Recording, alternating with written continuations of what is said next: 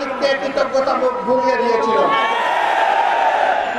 স্বাধীনতার সমস্ত অবদান ক্রেডিট হাইজ্যাক করে একটি পরিবারের সম্পত্তিতে পরিণত করা হয়েছিল। বাংলাদেশকে তারা তাদের জমিদারি মনে করে নিয়েছিল। জনগণকে তারা তাদের প্রজা এবং ভাড়াটিয়া বানিয়েছিল। আমাদের সন্তানদের মুখের গ্রাস কেড়ে নিয়েছিল। নেতাকে পায়ের তলে দলন করে ক্যাডার ভিত্তিক বাংলাদেশে গঠন করার চেষ্টা করেছিল। সম্মানিত ভাই ও বন্ধুগণ, এই রক্ত দেওয়া শুরু করেছিল এই জাতি 47 সালে।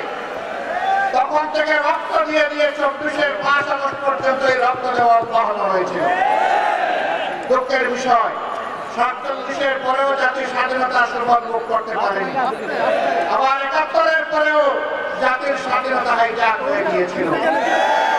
আজ পর্যন্ত কোনো জবাব নাই এই জাতির সামনে, কেন সেটির মুক্তিযুদ্ধের সর্বাধিনায়ক পাকিস্তানি আর্মির আত্মসমর্পণ অনুষ্ঠানে থাকতে পারলেন না।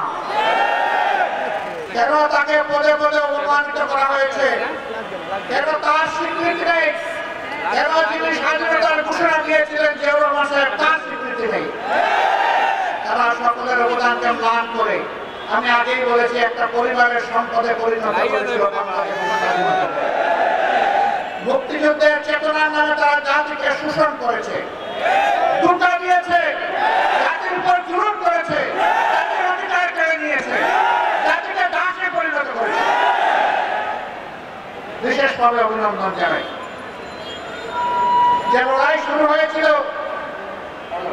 72 সাল থেকে সত্যিকারের স্বাধীনতার সুফল ভোগ করার জন্য, জনগণের হাতে স্বাধীনতার সুফল তুলে দেওয়ার জন্য, সেই লড়াইয়ের একটা পর্ব সমাপ্ত হয়েছে 24-এর 5 আগস্ট।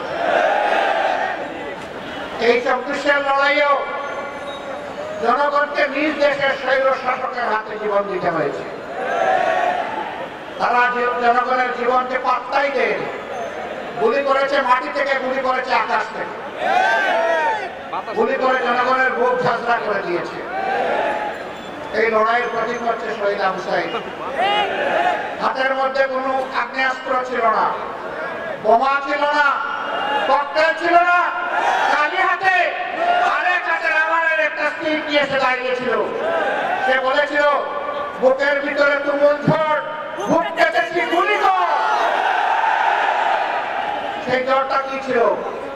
সেই জ্বর কি একা তার ছিল? নিশ্চয়ই না। বাংলাদেশের অধিকার কেড়ে নিয়ে, জনগণের অধিকার কেড়ে নিয়ে জনগণকে যে দাসে পরিণত করাইছিল, সেই ঝড় তার বুকের মধ্যে ছিল।